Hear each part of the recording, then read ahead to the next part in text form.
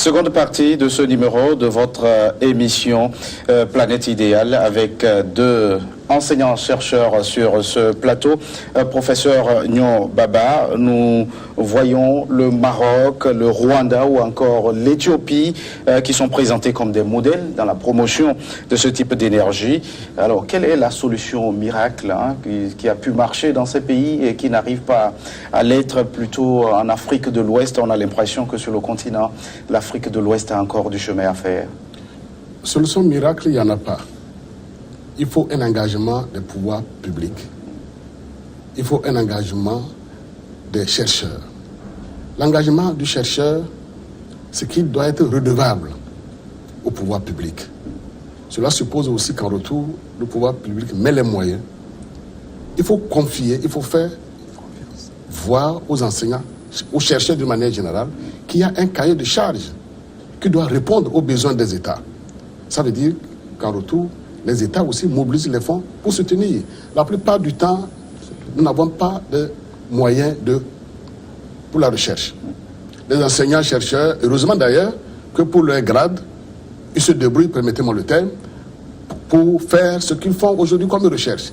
Mais s'il y a des moyens venant de l'État, venant des privés ou d'autres bailleurs, il y a des cahiers de charges pour contribuer au développement du pays. Les chercheurs vont s'y engager. Alors, professeur, vous n'avez pas suffisamment de moyens, comme le dit votre collègue, pour aller dans le sens des recherches, pour promouvoir ces types d'énergie sur le continent. Est-ce que c'est cela qui explique le retard que le continent accuse? Oui, et en fait, pendant longtemps, on a vu les chercheurs comme des gens qui sont à côté du développement, alors que... Qui sont toujours enfermés dans leur laboratoire. Exactement, et donc c'est vu comme une case totalement enfermée, alors qu'on doit avoir une synergie. Et moi j'ai vu les pays anglophones, les pays dont vous parlez, les délégations ministérielles ne se déplacent pas sans les chercheurs.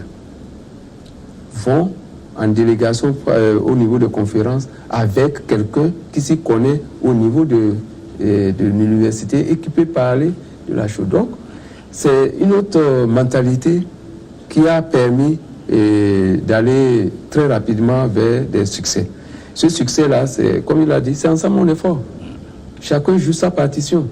Nous ne sommes pas là pour définir les politiques, nous sommes là pour accompagner les politiques. Mais une fois que c'est là, nous jouons notre partition pour pouvoir répondre en tenant compte de la ligne tracée par les politiques. Mais si on ne le fait pas ensemble, c'est difficile. Et il faut une collaboration. Professeur, nous l'avons vu pour le cas des énergies, de l'énergie solaire, les installations coûtent excessivement très cher. Alors vous, scientifiques, qu'est-ce que vous pouvez faire pour développer des compétences locales pour qu'on ne soit pas tout le temps obligé de recourir à l'extérieur?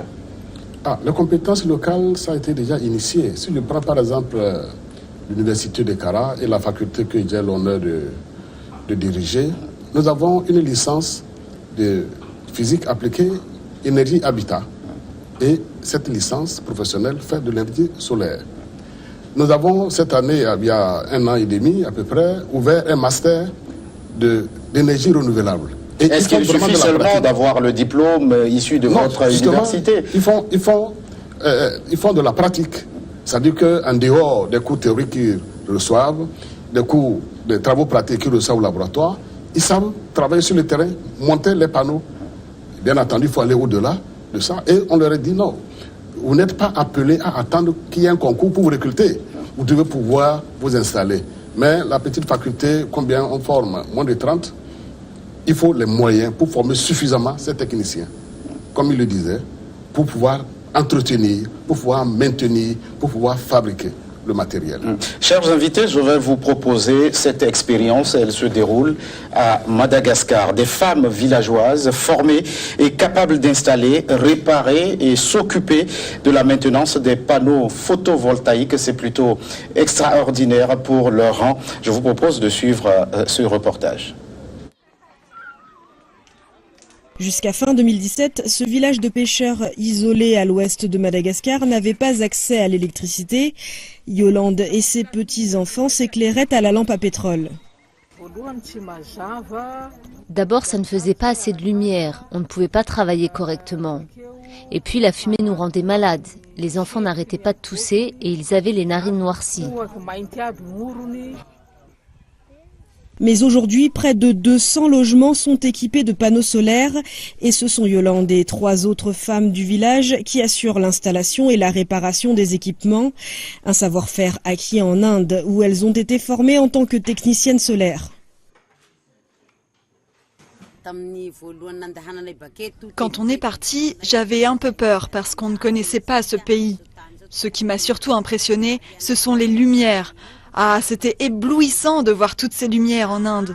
On avait de la lumière tout le temps, non-stop. Le ventilateur marchait à longueur de journée. Pareil pour l'électricité. Il n'y avait pas de coupure de courant.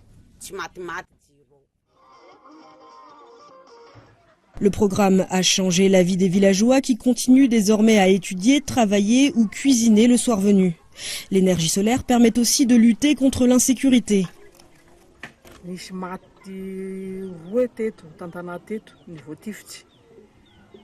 Il y a déjà eu 2 morts ici. Ils ont été tués par balle. C'est pour ça qu'on veut éclairer à l'extérieur pour voir les bandits de loin et pouvoir fuir à temps ou bien se préparer.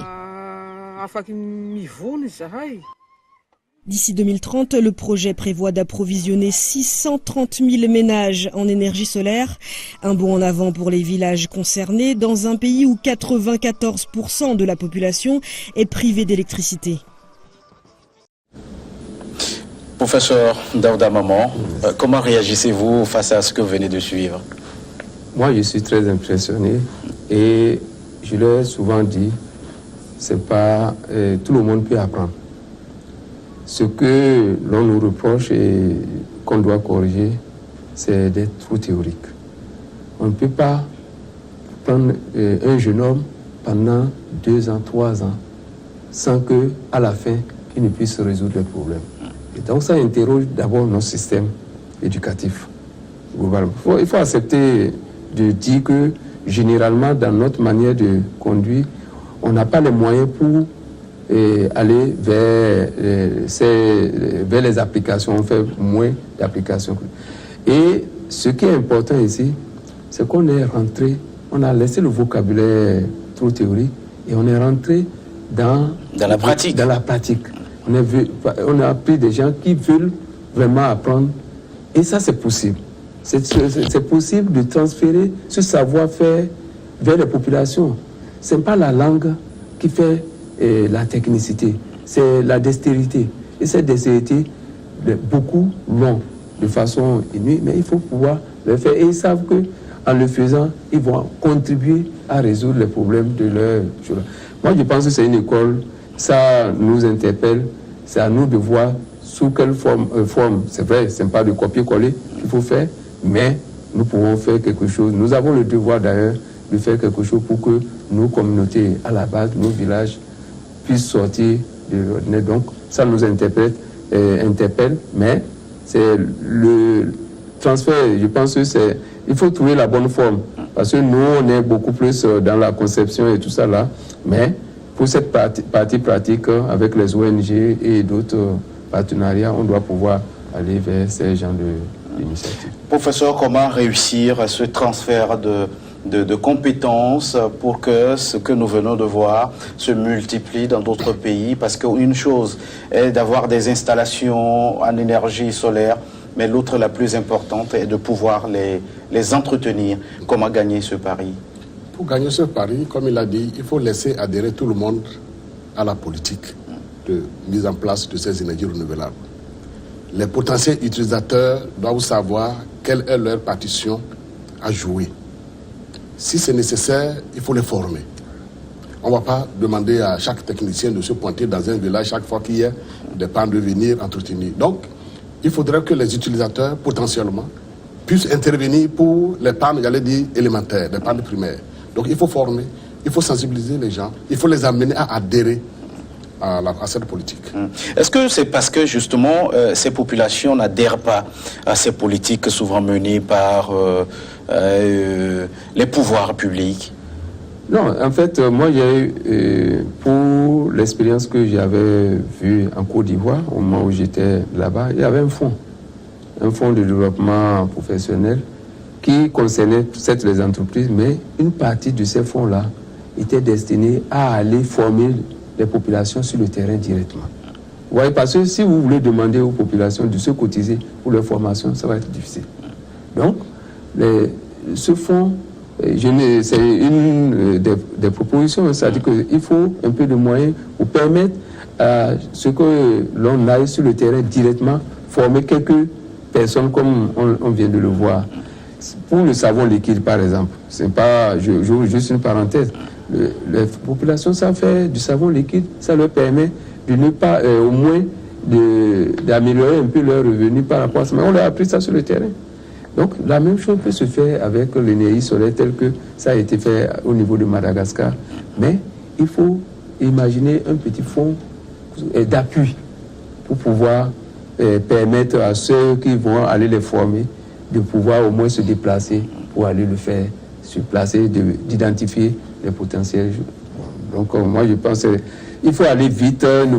On a beaucoup parlé, mais maintenant, je pense que si ça a été fait et que c'est possible, c'est pas possible, donc il vaut mieux quand même laisser la théorie de côté et voir les mécanismes pour aller dans ce sens. C'est vrai que le continent africain dispose d'énormes potentiels pour promouvoir ces types d'énergie. Est-ce qu'il n'y a que le solaire pour relever le défi énergétique sur le continent? Non, il n'y a pas que le solaire. Vous voyez tout ce que nous avons comme déchets que nous produisons et nous pensons que ces déchets-là, d'ailleurs, on considère ça comme un problème, alors qu'une bonne gestion de ça nous permettrait d'avoir du biogaz qui peut être utilisé pour la cuisson. Et nous avons également, comme je l'avais indiqué en temps, nous avons l'EVA qui a des graines.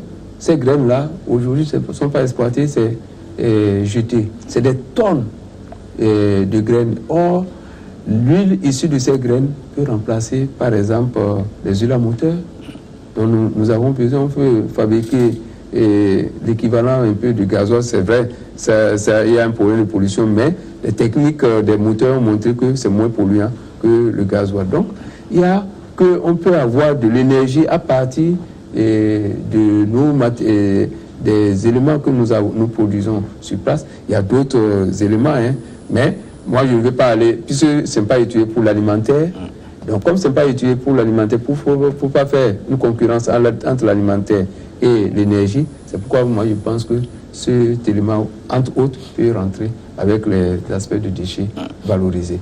Professeur Baba, je rappelle que vous êtes chimiste et il y a un domaine qui vous préoccupe très souvent, c'est l'eau. On peut faire le lien entre l'énergie et l'eau, parce que très souvent, dans nos pays, il n'y a pas d'électricité et très vite, on crie manque d'eau. Alors, comment est-ce qu'on peut conjuguer les efforts pour résoudre cette équation à deux inconnus? Est-ce que c'est à deux inconnus? En réalité, l'eau même est une énergie. Et comme on le disait tout à l'heure, si on exploite l'énergie solaire, par exemple, on peut utiliser cette énergie pour pomper l'eau des forages, pour pomper l'eau. Souvent, quand il y a coupure de courant, on n'a plus d'eau du forage parce que l'eau ne monte plus. Il n'y a plus la pompe. La pompe ne peut plus aspirer l'eau. Donc, oui, c'est deux choses. Est-ce que c'est une équation à deux inconnues? Non, c'est deux choses qui sont intimement liées. L'eau, sur cet aspect, est l'énergie. Il y a même l'énergie hydraulique et hydroélectricité, le cas par exemple de Nagbeto. Mais il y a un autre aspect de l'eau qu'il faut voir, c'est qu'on utilise l'eau dans toutes nos activités. Et cette énergie doit être conservée. Cette énergie doit être entretenue. C'est là, d'ailleurs, l'un des objectifs de nos laboratoires, laboratoire d'hydrologie appliquée ou laboratoire d'assainissement, sciences de l'eau et de l'environnement de l'Université de Kara. Oui, donc les deux paramètres sont liés. Ce n'est même pas une équation à deux inconnus, c'est même une équation. Et qui doit pouvoir être résolu parce que les deux paramètres sont intimement liés. Les deux paramètres sont intimement liés. Comment est-ce qu'on peut mener cette dynamique, professeur? Non, mais actuellement, l'une des options que nous prenons, par exemple, au niveau de l'Institut national de l'eau, c'est de dire, on a même fait un prototype, on utilise l'énergie solaire et l'électronique, de manière à ce que, comme il a dit, avec l'énergie solaire, au lieu d'utiliser la force motrice, c'est l'énergie solaire qui permet d'amener de l'eau, donc on peut améliorer.